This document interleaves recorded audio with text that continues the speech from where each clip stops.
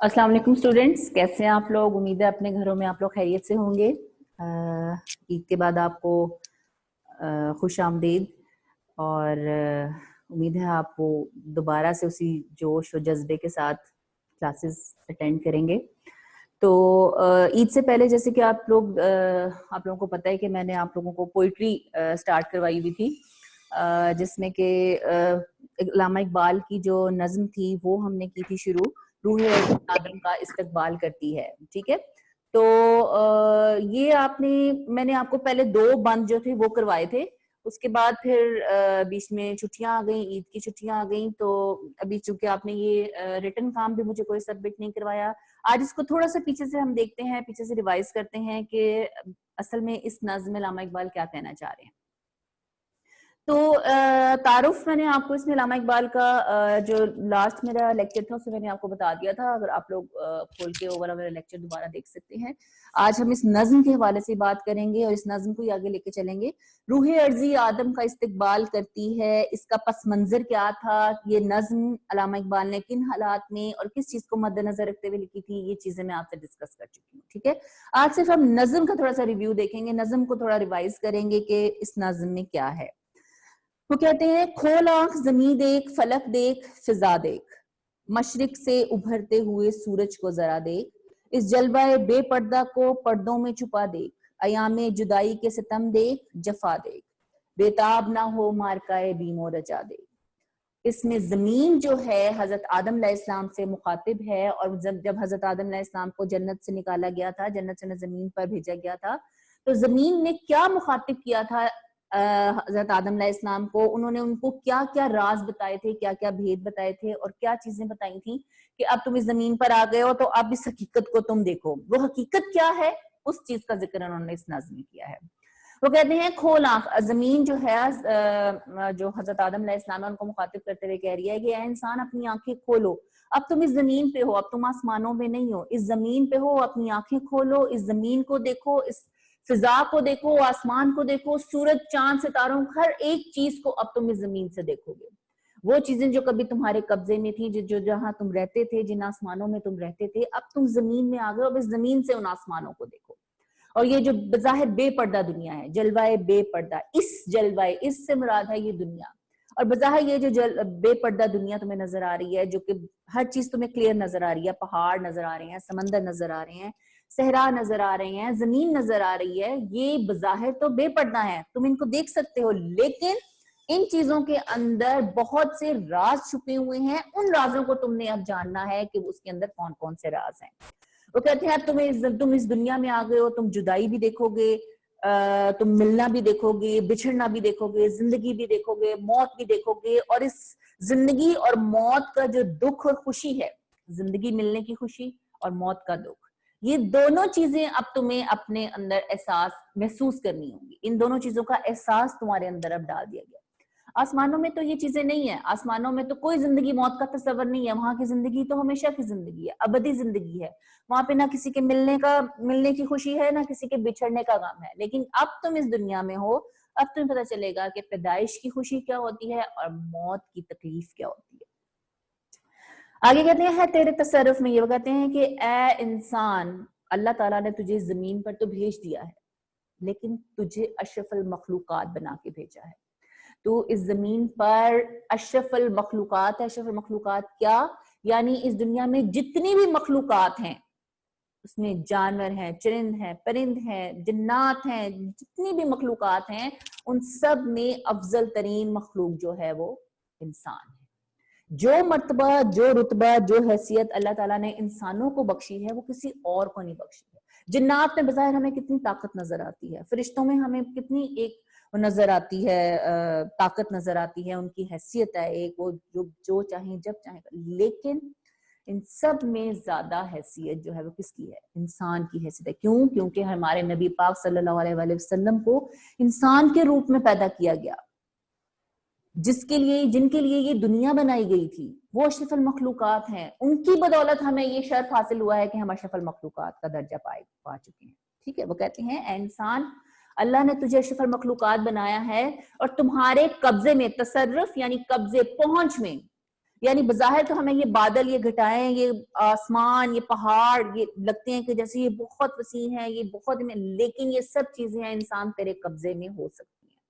اور آج ہیں، آپ دیکھیں آج ہیں، ہم نے پہاڑوں کو کھود لیا، ہم نے دریاؤں کو تلاش کیا، سمندروں کے اندر ہم چلے گئے، آسمانوں تک ہم پہنچ گئے ہیں، یہاں تک کہ اللہ تعالیٰ نے انسان کو وہ رتبہ بخشا ہے کہ جہاں پہ فرشتوں کے پر جل جاتے ہیں وہاں پہ حضور پاک صلی اللہ علیہ وسلم بحیثیت انسان گئے تھے، وہاں پہنچے تھے. وہ کہتے ہیں یہ خاموش فضائیں جو ہیں، یہ آسمان ہے، یہ پہاڑ ہے، یہ صحرا ہے، سمندر، ہوائیں، یہ سب چیزیں تمہارے اللہ تعالیٰ نے تمہاری پہنچ میں رکھی ہیں، تمہارے قبضے میں رکھی ہیں، تم ان کو فتح کر سکتے ہو، تم ان پہ قابو پا سکتے ہو. کل تک تو تمہارے آگے فرشتے آگے پیچھے پھرتے تھے، تمہیں فرشتوں کی جو ہیں وہ ادائیں نظر آتی تھی، فرشتے تمہارے آگے کھانا پینا ہر چیز تمہیں پہنچاتے تھے، ہر چیز کی تمہیں سہولت میسر تھی. لیکن آج جو تم کرو گے آئینہ ایام میں، جتنا تم کرو گے، ابھی آج آپ دیکھیں جو انسان جتنی محنت کرتا ہے اس کو اتنا ہی ملتا ہے، جو انسان جتنی تغودو کرتا ہے اس کو اتنا ہی ملتا ہے. قسمت مقدر انسان کے ساتھ ٹھیک ہے، لیکن آپ کی قسمت آپ کو کہتی ہے کہ محنت کر تو تجھے ملے گا، تو جتنی محنت کرے گا تجھے اتنا ہی ملے گا. ایسا نہیں ہے کہ اب آپ آسمانوں پہ بیٹھے ہوئے ہیں اور آپ کے آگے لوازمات آتے جا رہے ہیں، آپ کے آگے مختلف جو ہے وہ انواع اقسام کے کھانے آتے جا رہے ہیں، آپ کو کوئی محنت مشقت نہیں کرنی پڑ رہی ہے. پہلے تک کی زندگی جو آسمانوں کی تھی وہ تو یہی تھی، آپ اللہ کی عبادت کر رہے ہیں، آپ کو کسی چیز کی کوئی تنگی نہیں ہے، کوئی آپ کو ٹینشن، کوئی فکر، کوئی فاقہ نہیں ہے.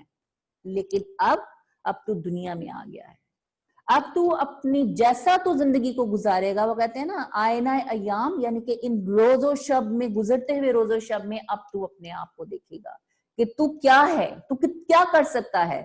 جو جتنی ہمت کرتا ہے، محنت کرتا ہے. آپ دیکھیں بہت سے دنیا میں ایسے نام گزرے ہیں جنہوں نے اپنی محنت کے بلبوتے پہ اپنا نام بنایا ہے، وہ دنیا میں رہتی دنیا تک یاد رکھے جائیں گے. وہ بھی انسان ہے، اور وہ بھی انسان ہے کہ جن کو کوئی جانتا پہچانتا بھی نہیں ہے، جنہوں نے کوشش نہیں کی آگے بڑھنے کی، جنہوں نے کوشش نہیں کی اپنا نام رہتی دنیا تک لوگ یاد رکھیں، کوشش ہی نہیں کی انہوں نے، تو وہ ان کا نام بے نام و نمود رہ جائیں گے، ان کو کوئی جانے گا نہیں، کوئی پہچانے گا نہیں. آگے کہتے ہیں جی سمجھے گا زمانہ تیری آنکھوں کے اشارے، ناپید تیرے بحر تحیل کے کنارے. سمجھے گا زمانہ تیری آنکھوں کے اشارے، دیکھیں گے تجھے دور سے گردوں کے ستارے. جب میں ریڈنگ کر رہی ہوتی ہوں نا پوئٹری، تب آپ بک پہ اپنی نظر رکھا کریں اور دیکھا کریں کہ بک میں بھی میں آپ کو میننگ بھی بتاؤں گی کہ اس کا ورڈ کا کیا میننگ ہے. ناپید تیرے بحر تخیل کے کنارے، پہنچیں گے فلک تک تیری آنکھوں کے شرارے. تعمیر خودی کر عصر آہ رسا دیکھ. اب پہلی لائن ہے جی سمجھے گا زمانہ تیری آنکھوں کے اشارے. سمجھے گا زمانہ، اس کا مطلب یہ ہے کہ زمین جو ہے وہ حضرت آدم علیہ السلام سے مخاطب ہو کے کہہ رہی ہے کہ اے انسان، اللہ تعالیٰ نے تجھے اتنی صلاحیت، اتنی قابلیت بخشی ہے کہ زمانہ تمہاری آنکھوں کے اشاروں پہ چلے گا. آنکھوں کے اشارے ایک ان کا تشبیہاتی استعاراتی انداز ہے. اس کا مطلب یہ ہے کہ آپ ایک اشارہ کریں گے تو آپ، ابھی آج دیکھیں کیا ہے، ایک کلک سے، ایک آپ کلک کرتے ہیں، بٹن دباتے ہیں موبائل کا، آپ کے سامنے دنیا کھل جاتی ہے، ریموٹ سے ہر چیز چلتی ہے. یہاں بیٹھے ہیں ریموٹ سے آپ اے سی آن کر دیتے ہیں، ریموٹ سے ہر چیز ہے، ٹی وی آن ہو جاتا ہے، گاڑیاں، ایون کہ گھر بھی اب تو آٹومیٹڈ جو ہے وہ آ گیا ہے کہ ریموٹ سے وہ چلتے ہیں، ریموٹ سے کھڑکیاں بند ہوتی ہیں، ریموٹ سے دروازے بند ہوتے ہیں. تو یہ کیا ہے؟ اشاروں سے چلنے والی بات ہے نا. انسان کو اٹھنا نہیں پڑتا، بیٹھے بیٹھے انسان جو چاہے. آگے اگر آپ آج سے 100 سال بعد ہم اگر یہ سوچیں کہ شاید ہم سوچیں کہ یہ دروازہ بند ہو جائے تو شاید دروازہ بند ہو جائے، یہ بھی پاسبل ہے، یہ کوئی ایسی بڑی بات نہیں ہے. وہ کہتے ہیں کہ ایک وقت ایسا آئے گا کہ یہ زمانہ تیری آنکھوں کے اشاروں پر چلے گا، دیکھیں گے تجھے دور سے گردوں کے ستارے، جو آسمان کے جو ستارے ہیں وہ دور سے وہ تو دیکھیں گے کہ یہ بندہ جو یہاں پہ کچھ بھی نہیں کرتا تھا، یہ بندہ جو یہاں پہ، یہ انسان جو مخلوق ہے جو یہاں پہ ہے، جس کے آگے ہم آگے پیچھے پھرتے تھے، جس کے آگے ہم کھانے مختلف طرح کے لے کے آتے تھے اور اس کو کوئی کام نہیں تھا اللہ کی تعریف اور عبادت کرنے کے سوا، یہ آج کیا کیا کام کر رہا ہے، کون کون سی منزلیں طے کر رہا ہے. ناپید تیرے بحر تخیل کے کنارے. وہ کہتے ہیں ناپید یعنی کہ پیدا ہی نہیں ہوا. بحر تخیل، بحر ہوتا ہے سمندر، تخیل ہوتا ہے سوچ. وہ کہتے ہیں کہ اے انسان، اللہ تعالیٰ نے جس طرح سمندر کا کوئی کنارہ نہیں ہوتا، اس طرح تمہاری سوچ کا جو سمندر ہے اس کا بھی کوئی کنارہ نہیں. اس کا مطلب یہ ہے کہ انسان کی سوچ کی ہم کوئی حد نہیں لگا سکتے ہیں کہ بس یہاں تک انسان نے یہ ترقی کر لی ہے, اس سے آگے پاسبل نہیں ہے, اس سے آگے کچھ نہیں ہو سکتا, یہاں جو ایک کنارہ ہے اس سے آگے کوئی ترقی نہیں ہو سکتی ہے. ایسا نہیں ہے. وہ کہتے ہیں کہ اے انسان, تمہاری سوچ کا جو سمندر ہے, جس طرح سمندر کا کوئی کنارہ نہیں ہوتا, تا حد نظر آپ کو سمندر پانی پانی نظر آتا ہے, اسی طرح انسان کی جو تخیل ہے, انسان کی سوچ کہاں تک جا سکتی ہے, اس کا بھی کوئی کنارہ نہیں ہے. آپ کسی بھی حد تک انسان جو ہے وہ سوچ سکتا ہے, اور جب انسان کچھ چیزیں سوچ لیتا ہے تو پھر وہ کر کے بھی دکھاتا ہے. یہ انسان کے اندر اللہ تعالیٰ نے صلاحیت رکھی ہے کہ جو چیز انسان سوچتا ہے وہ کر لیتا ہے. اگر اس کی سوچ میں کوئی چیز آ گئی ہے نا کہ یہ میں نے کام کرنا ہے, تو وہ پاسبل ہی نہیں ہے کہ وہ چیز وہ نہ کر سکے. یہ اللہ تعالیٰ نے انسان کے اندر صلاحیت اور یہ قابلیت رکھی ہے. وہ کہتے ہیں جس طرح سمندر کے کنارے کا سمندر کا کوئی کنارہ نہیں ہوتا ہے, اسی طرح اے انسان تمہاری سوچ کا جو سمندر ہے اس کا بھی کوئی کنارہ نہیں ہے. تم لامحدود سوچ سکتے ہو, تم جہاں تک چاہو سوچ سکتے ہو. آپ کو پتہ ہے انسان کے اندر اللہ تعالیٰ نے جو دماغ دیا ہے, ہم اس کا کتنے فیصد استعمال کرتے ہیں؟ کتنے فیصد ہم استعمال کرتے ہیں؟ جو عام بہت جو جینیس لوگ ہوتے ہیں شاید وہ 1 to 2% استعمال کرتے ہیں, 3% استعمال کر لیتے ہوں گے جو بہت جینیس ہیں, 4%. جو بہت قابل ترین, جو ذہین ترین ہے, وہ بھی شاید 10% سے زیادہ کوئی استعمال ہی نہیں کر سکا اس دنیا میں. اس دنیا میں انسان کے دماغ کا جو ذہین ترین سائنسدان گزرے ہیں وہ بھی 10%, 8, 9, 10, مجھے ایگزیکٹ فگر نہیں پتا اس کی کتنی ہے, لیکن 10% سے زیادہ کوئی استعمال نہیں کر سکا. یعنی 100% میں سے صرف 10% ہم اپنا اتنا استعمال کر کے دیکھیں دنیا کہاں پہنچ گئی ہے. تو آپ سوچیں کہ اگر انسان اپنے دماغ کا 100% استعمال کرتا ہے, 100%, مطلب کہ جتنا دماغ اللہ تعالیٰ نے ہمیں دیا ہوا ہے ہم تو اس کا کچھ بھی استعمال نہیں کرتے ہیں.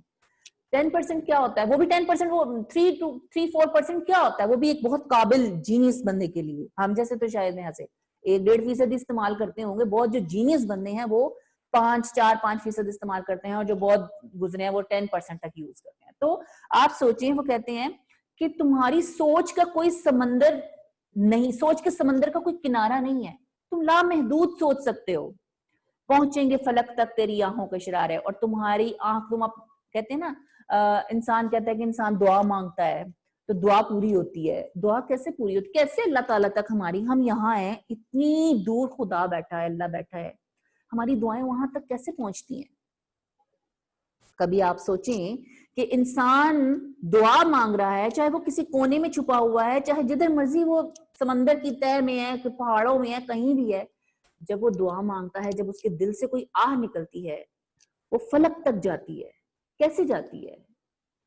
کبھی یہ کنیکشن آپ نے محسوس کیا ہے؟ یہ انسان میں یہ طاقت ہے, یہ انسان میں یہ اللہ تعالیٰ نے یہ رتبہ, کہتے ہیں نا اللہ تعالیٰ انسان کی شاعرک سے بھی زیادہ قریب ہے. آپ اپنے دل میں کوئی بات سوچتے بھی ہیں, کرنا تو دور کی بات ہے, اگر آپ کوئی ایسا خیال, کوئی تصور آپ کے ذہن میں آتا ہے, وہ خیال, وہ تصور بھی اللہ تعالیٰ کی جانتا ہے. تو یہ اللہ تعالیٰ نے صلاحیت, یہ رتبہ, یہ مقام صرف انسان کو بخشا ہے کہ انسان کچھ سوچتا ہے, جو کچھ کرتا ہے, اس کی آہیں جو ہوتی ہیں, جب وہ اس کی آنکھ سے ایک آنسو گرتا ہے, جب وہ خدا کی یاد میں, اللہ تعالیٰ کی عبادت میں ایک آنسو اپنی آنکھ سے گراتا ہے, وہ آنسو زمین پہ نہیں گرتا, وہ عرش مولا پہ, وہ اللہ تعالیٰ کی رضا ہاں جا کے گرتا ہے. تو یہ قابلیت, یہ صلاحیت صرف اللہ تعالیٰ نے انسان کو بخشیا. لیکن اس چیز کے لیے ضرورت کس چیز کی ہے؟ تعمیر خودی کر عصر آہ رسالے. تعمیر خودی, اس میں یہ تعمیر خودی کا جو فلسفہ ہے علامہ اقبال کا بہت سٹرونگ فلسفہ ہے. خودی کا فلسفہ, اگر آپ لوگ اس کا فلسفہ پڑھیں خودی کا, تو تب آپ کو پتہ چلے گا کہ علامہ اقبال نے اپنی خودی کی تعمیر کرنے میں, اپنی خودی کو مضبوط کرنے میں کتنا زور دیا ہے کہ اگر انسان اپنی خودی کیا ہے, اپنے نفس پہ کنٹرول کرنا. اپنے نفس پہ کنٹرول جب آپ کر لیتے ہیں تو پھر آپ کو دنیاوی خواہشات, دنیاوی تعیشات, آسائشات, ان چیزوں کی قدر کوئی پرواہ نہیں رہتی ہے. جب آپ اپنے نفس پہ کنٹرول کرتے ہیں تب آپ میں خودی کا جذبہ ڈیولپ ہوتا ہے. نفس کیا ہے؟ خواہشات, خواہشات, دنیاوی خواہشات, مجھے یہ چاہیے, مجھے وہ چاہیے, مجھے پیسہ چاہیے, مجھے گھر چاہیے, مجھے یہ چیزیں. جب ان چیزوں سے آپ لوگ اپنا دماغ, اپنا ذہن ہٹاتے ہیں تو تب آپ کو اپنی زندگی کے مقصد کو پہچانے. آپ کی زندگی کا مقصد صرف پیسہ حاصل کرنا، وہ ٹھیک ہے یہ ضرورت ہے زندگی کی، لیکن خواہشات کو اپنے اندر کنٹرول کریں. خواہشات تو بڑھتی جاتی ہیں. آج آپ کہیں گے کہ مجھے 10 مرلے کا گھر ملے، 10 مرلے کے گھر میں آپ جائیں گے، آپ کہیں گے مجھے 1 کنال کا ملے. آج آپ کی اگر آپ کو کہیں آپ جاب کرتے ہیں وہاں پہ آپ کی سیلری اگر 1 لاکھ ہے، آپ کہیں گے میری تو 2 لاکھ ہونی چاہیے. تو اپنا آپ کا نفس جو ہے اس چیز کو آپ نے کنٹرول کرنا ہے. نفس کو کنٹرول کرنے کا مطلب یہ نہیں ہے کہ آپ زندگی میں آگے بڑھنا چھوڑ دیں، لیکن اپنی جو خواہشات، دنیاوی مادی خواہشات ہیں، ان کو آپ کنٹرول کریں، خود ہی کنٹرول کریں، اپنے آپ پہ کنٹرول کرنا سیکھیں. جب آپ اپنی خود ہی تعمیر کریں گے پھر آپ دیکھیں گے کہ آپ کی آہیں، آپ دیکھیں اس میں جب آپ اثر آہ رسا دے دعاؤں میں، پھر اپنا اثر دیکھو. جب اپنے آپ پہ تم اپنے نفس پہ کنٹرول کرو گے پھر تم دیکھنا تمہاری دعاؤں میں کتنا اثر ہوگا. ہم جب دعا کروانے کے لیے کسی بزرگ کے پاس جاتے ہیں، کیوں جاتے ہیں؟ کیونکہ ہمیں اس چیز کا مانگنا تو ہم نے خدا سے ہے، اللہ تعالیٰ کی ذات سے ہم نے مانگنا ہے، لیکن ہم کہتے ہیں کہ آپ اللہ کے نیک بندے ہیں، آپ ہمارے حق میں دعا کیجئے اللہ تعالیٰ سے. یہ طریقہ کار ہے نا. مطلب اگر ہم کوئی نیک بندہ ہمیں ملتا ہے، ہم کہتے ہیں کہ آپ پلیز ہمارے حق میں، آپ اللہ کے نیک بندے ہیں، آپ کی اللہ تعالیٰ سنے گا. وہ نیکی کیا ہے؟ کیونکہ وہ نیک بندہ انسان کس طرح ہوتا ہے؟ اپنے نفس کو مار کے، ضروریات زندگی تو وہ بھی پورا کرتا ہے، لیکن اپنی خواہشات کو، اپنی جو لالچ ہے، اب جو ہوس ہے، جو ہرس ہے، اس کو ختم کر کے خود ہی کے اپنے اندر ڈیولپ کرنا ہے، خود ہی کا جذبہ. وہ کہتے ہیں نا خود ہی کو کر بلند اتنا کہ ہر تقدیر سے پہلے خدا بندے سے خود پوچھے. بتاتے رہے کہ اپنے آپ کو اتنا مضبوط کر لو کہ اللہ تعالیٰ تم سے پوچھے کہ کیا چاہیے تمہیں. تو وہ کہتے ہیں کہ اپنے اندر خود ہی ڈیولپ کرو، اپنے نفس کو مارو، اپنے اندر اپنے اعتقاد کو پختہ کرو، یقین کو پختہ کرو، پھر دیکھو اللہ تعالیٰ تمہاری آہیں تمہاری کیسے سنتا ہے، تم کیسے اللہ تعالیٰ کے حضور جو وہ کامیابی پاتے ہو. ٹھیک ہے، تو ابھی ہم آج یہ 3 ہی کریں گے. تو انشاءاللہ ورک شیٹ جو ہے وہ پھر آپ کو میں اس کی گروپس جو بنے ہیں اس میں انشاءاللہ ورک شیٹ، واٹس ایپ جو گروپس ہیں، سوری گوگل کلاس جو ہے اس میں آپ کو ورک شیٹ مل جائے گی اس کی. تو آپ نے آج تو نہیں، میں پھر آپ کو جب نیکسٹ لیکچر میں ہماری یہ پوری نظم ہوگی، کمپلیٹ ہوگی، تو تب میں آپ کو اس کی جو ہے وہ ورک شیٹ دوں گی. تو آپ نے اس پوری، چونکہ آپ نے ایگزام میں پوری نظم کی تشریح کرنی ہوتی ہے، تو ابھی میں آپ کو ضروری نہیں ہے کہ آپ نے، اگر جو بچے بھی آج جو 3 بند میں نے کروائے ہیں اس کی تشریح کرنا چاہتے ہیں تو آپ ساتھ ساتھ کر لیں. ٹھیک ہے، اور بعد میں جب اگلے 2 میں کرواؤں گی تو پھر آپ اس تب کر کے تو مجھے اس کی فوٹو جو ہے وہ آپ نے سینڈ کرنی ہے. ٹھیک ہے، تو اگر کچھ لوگ بچے جو ہیں وہ پوری کی نظم کی اکٹھی کرنا چاہتے ہیں، وہ بھی ان پہ ڈیپینڈ کرتا ہے کہ وہ پوری نظم کی کر لیں. لیکن جب پیپر میں آپ کو آئے گی، جیسے میں نے یہ 3 بند آپ کو پیپر میں آئے ہیں، لیکن آپ نے کرنی پوری نظم کی ہے 500 to 600 ورڈز. یہ آپ کی نظم تھی جی. عنوان آپ کا تھا روح عرضی. میں ایک دفعہ لکھ دوں.